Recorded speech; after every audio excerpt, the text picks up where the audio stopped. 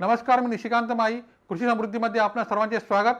तर एक नजर आजच्या काही ठळक घडामोडींवर.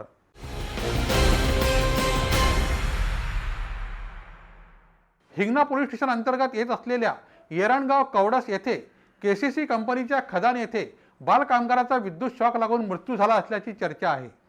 सदरील कंपनीमध्ये इतरही बाल कामगार कार्यरत असल्याची बाब समोर आली आहे.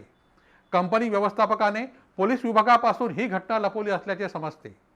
हिंगणा पोलीस स्टेशन अंतर्गत येरणगाव कवडस येथे केसीसी कंपनीच्या खदान येथील बाल कामगार रोशन शाहू याचा सोमवारी रात्री 8 वाजताच्या दरम्यान विद्युत शॉक लागून मृत्यू झाला. या घटनेची चर्चा कंपनी आणि परिसरामध्ये सुरू आहे. या घटनेनंतर इतर कामगार त्या ठिकाणी दिसून आले नाहीत. मात्र येथील सीसीटीव्ही कॅमेरा लागलेला असून त्याचा शोध घेतला तर या घटनेसंदर्भात माहिती प्राप्त होऊ शकते. विद्युत शॉक लागलेल्या मुलाला नागपूर मेडिकलमध्ये पाठवले असल्याची माहिती कंपनीमधील कृष्णा नामक देखरेख कर्मचाऱ्याने दिली. वरिष्ठ पोलीस निरीक्षक सारिन दुर्गे या अपघाताबाबत मौन धारण असून कंपनी व्यवस्थापनाने सुद्धा ही माहिती लपवली असल्याचे कळते. ये जो लड़के की डेथ हुई कैसे हुई? वो इलेक्ट्रिक शॉर्ट से हुआ। कितने बजे की बात है? 8 साढ़े 8 का उसे टाइम हुआ, 8 बजे का। रात में आज? नहीं कल रात। कल रात बोलो तो 12 तारीख को। हाँ 12 तारीख को। कंपनी का नाम क्या है आपके? ये केसीसी है, खलकतर कंस्ट्रक्शन कंपनी। क्या हुआ फिर? लड़के को कहाँ रखे? लड़के को तो यहाँ से भेज दिए थे, उधर कुछ क्या हो मेरे को पता नहीं, वो घर भेज दिए कि क्या क्या मेरे को। ठीक। आपका नाम सर? कृष्णा. ब्युरो रिपोर्ट, कृषी समृद्धी, हिंगणा. अमरावती जिल्ह्यातील अचलपूरसह अंजनगाव तालुका आणि लगतच्या परिसरात डेंग्यूचे प्रमाण वाढत असून अंजनगाव सुरजी डेंग्यूचे हॉटस्पॉट बनले आहे. ग्रामीण भागातही डेंग्यूने हातपाय पसरविले आहेत. रोज मोठ्या संख्येने रुग्ण समोर येत आहेत. त्यामुळे या परिसरात भीतीचे वातावरण निर्माण झाले आहे. परतवाडा येथील खासगी पॅथॉलॉजी लॅबमध्ये दररोज 5 ते 6 रुग्णांची NS1 डेंग्यू टेस्ट पॉझिटिव्ह येत आहे. अंजनगाव सुरजी येथील रुग्णांची संख्या बघता अंजनगाव डेंग्यू करिता हॉटस्पॉट बनले आहे. अचलपूर, अंजनगाव, चांदूर बाजार तालुक्यासह शहरी भाग आणि ग्रामीण भागात गेल्या 1 महिन्यापासून डेंग्यू सदृश रुग्ण समोर येत आहेत. डेंग्यू बाबत शासकीय हिवताप यंत्रणेने नगरपालिकेला कळविले असून आवश्यक उपाययोजना करण्यास सुचविण्यात आले आहे. ब्युरो रिपोर्ट, कृषी समृद्धी, Amravati.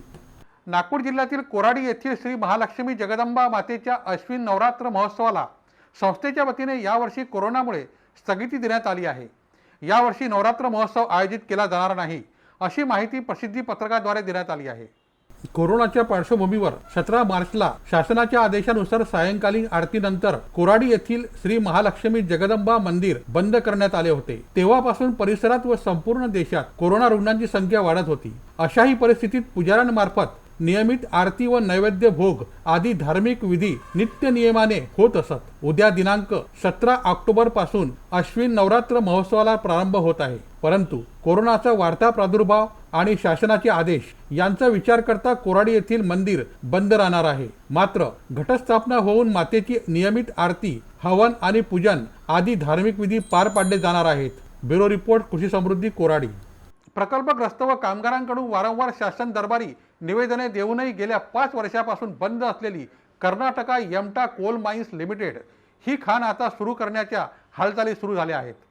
Karnataka power corporation limited या नावाने सदरील खाण सुरू होणार असल्याचे समजते. असे झाल्यास चंद्रपूर जिल्ह्यातील भद्रावतीची अर्थव्यवस्था सुधारण्यास मदत होणार आहे.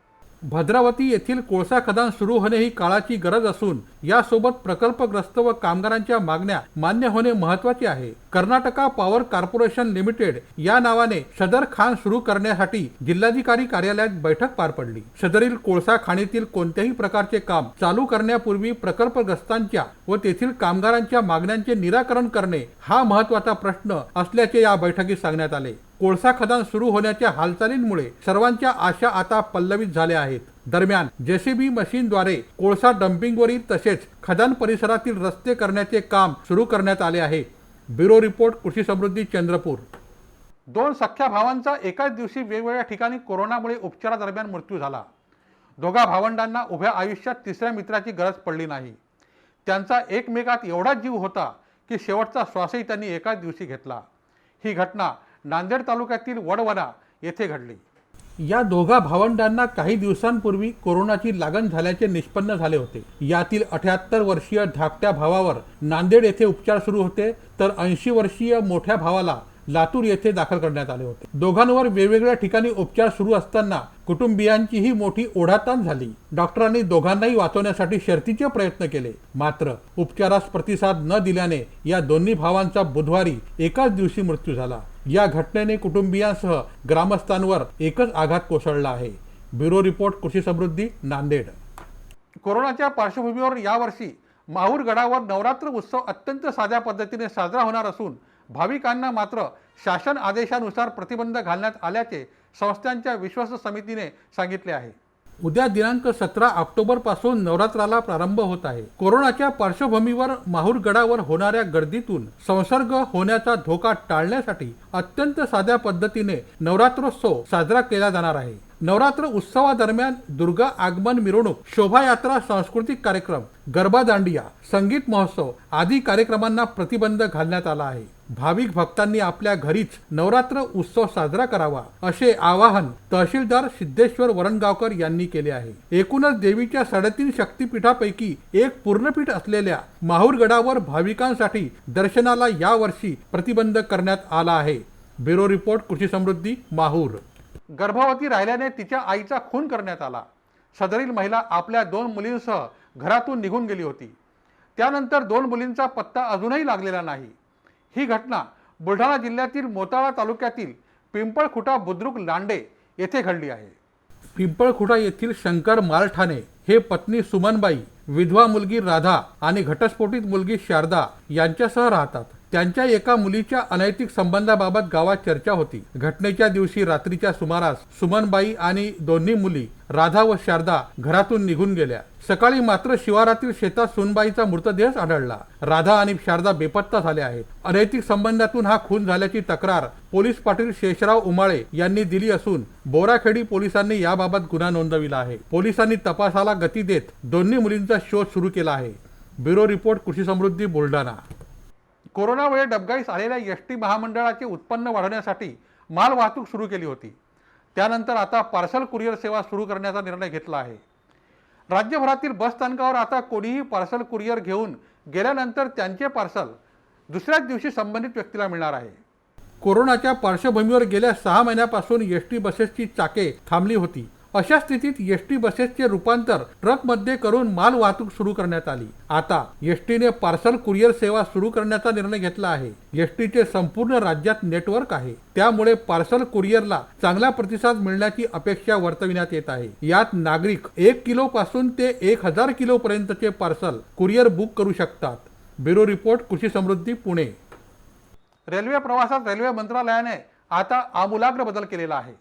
जलद गतीने धावणाऱ्या रेल्वेची गती कमी होणार असून मेल आणि एक्सप्रेस गाड्यांमधून स्लीपर म्हणजेच नॉन एसी डबा हटवण्यात येणार आहे। असे असले तरी रेल्वेला एसीचा डबा मात्र कायम राहणार आहे। 130 प्रति तासी धावणाऱ्या रेल्वेला तांत्रिक अडचणींना सामोरे जावे लागते, त्यामुळे अशा रेल्वेमधून स्लीपर कोच हटविण्याचा विचार केला जात आहे। मात्र याचा अर्थ असा नाही की सर्व स्लीपर कोच काढून टाकण्यात येणार। नॉन एसी डबे असणाऱ्या रेल्वेचा वेग कमी असणार आहे। स्लीपर कोच असलेल्या रेल्वे ताशी 110 किलोमीटरने धावणार आहेत। रेल्वेचे हे नवीन बदल टप्प्याटप्प्याने केले जातील असे सांगत रेल्वे मंत्रालय म्हणाले, नवे वातानुकूलित रेल्वे तिकीट दर प्रवाशांना परवडणारे आणि प्रवास आरामदायक ठरणार आहेत। ब्युरो रिपोर्ट, कृषी समृद्धी, मुंबई। फुग्यांमध्ये गॅस भरत असताना गॅस सिलेंडरचा अचानक स्फोट झाला। या घटनेत 1 जण ठार झाला आहे। 2 लहान मुले जखमी झाली असून त्यांच्यावर खासगी रुग्णालयात उपचार सुरू आहेत। ही घटना अकोला येथे घडली। अकोला जुन्या शहरातील गोंडपुरा परिसरात शेख हमीद यांचे फुग्यांमध्ये हवा भरण्याचे दुकान आहे। या दुकानाजवळ निलेश दाभाडे उभे असताना अचानक सिलेंडरचा स्फोट झाला। या घटनेत निलेश दाभाडे यांच्यासह 2 मुले गंभीर जखमी झाली आहेत। मात्र उपचारादरम्यान दाभाडे यांचा मृत्यू झाला, तर कुणाल धोंडे या 4 वर्षीय मुलाचा डोळा निकामी झाला आहे। आणखी एका मुलाला गंभीर दुखापत झाली असून त्यांच्यावर उपचार सुरू आहेत। पोलिसांनी सदरील सिलेंडर जप्त केले असून त्याची तपासणी करण्यात येणार असल्याची माहिती देण्यात आली आहे। ब्युरो रिपोर्ट, कृषी समृद्धी, अकोला। आता वेळ झाली इथेच थांबण्याची। पाहत राहा कृषी समृद्धी, न्यायासाठी खंबीर व्यासपीठ।